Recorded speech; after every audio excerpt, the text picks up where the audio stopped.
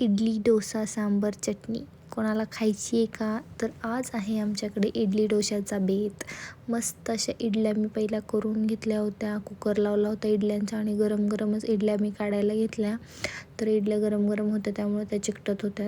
पण तरी पण मी त्या काढत होते, कारण की रमाबाळ उठायच्या अगोदर मला हे सगळं आवरायचं होतं. म्हणून मी पटपट पटपट सगळ्या इडल्या काढून घेतल्या आणि एकच कुकर लावला होता इडल्यांचा, कारण की इडल्या जास्त आज कोण खाणार नव्हतं. सगळ्यांनी मला डोसेच करायला सांगितले होते, म्हणून मी पटपट डोसे करायला घेतले. इडलीचा तवा घ्यायचा आहे मला नवा, कारण की हा तवा झालेला आहे खूप जुना. 5 वर्ष झाले लग्नाला आमच्या, तेव्हा घेतला होता तवा. त्यामुळं तो सगळा असा जरा पातळ झाला आहे आणि मध्येच आणि डोसामध्येच चिकटतो. त्यामुळं मला तवा पण चेंज करायचा आहे सध्या तरी. आता याच्यावरच मी चालू केले. तर एवढे फास्ट डोसे तुम्हाला येतात का? मी किती फास्ट डोसे केले. तो डोसे खाऊन सगळे तर झोपलेत. कामाला आज सुट्टी आहे त्यामुळं अनिकेत पण झोपला आहे, पिल्लू पण झोपले आणि साहिल पण झोपला होता. तर मी एकटीच भुतावणी जागी बसले बाहेर. तर रमाबाळ तर उठून लगेचच आलेलं होतं, कारण की तिला तर काही झोप 2 मिनिटाची असते तिची. थोडा वेळ झोपली आणि लगेच उठून आले मम्मापाशी. मम्मा काय करते बघायला. तर तिच्याबरोबर मी मस्त असं खेळले वगैरे आणि रमाबाळाला म्हटलं आता सगळ्यांना आपण उठवूयात. म्हणून मी रमाबाळाला म्हटलं आज आयडिया करू छान अशी आपण आणि ते दोघांना उठवूया आपण. तर मग रमाबाळाला मी सोडले बघा काकापाशी आणि तिला सांगितलं काकाला पहिलं उठवून घे.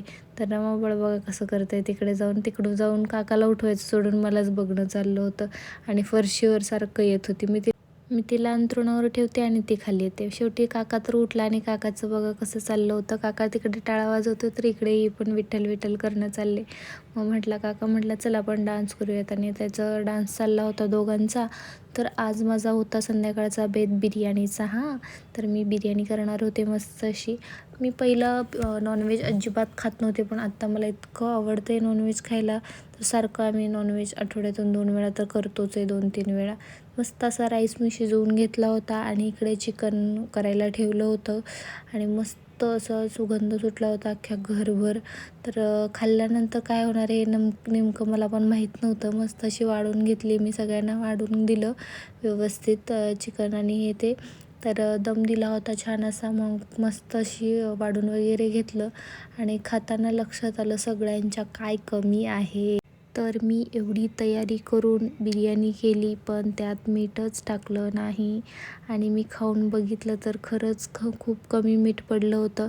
मी मॅरिनेशन करतानाच मीठ टाकलं होतं आणि नंतर मीठ टाकायचं विसरूनच गेले मी आणि खाऊन बघितली. थोडंसं माझं पण मूड ऑफ झाला, कारण की एवढे मेहनत केली आम्ही, किती वेळच्या वेळ करत होतो. पण जाऊ दे, खाऊन घेतली. Okay, bye.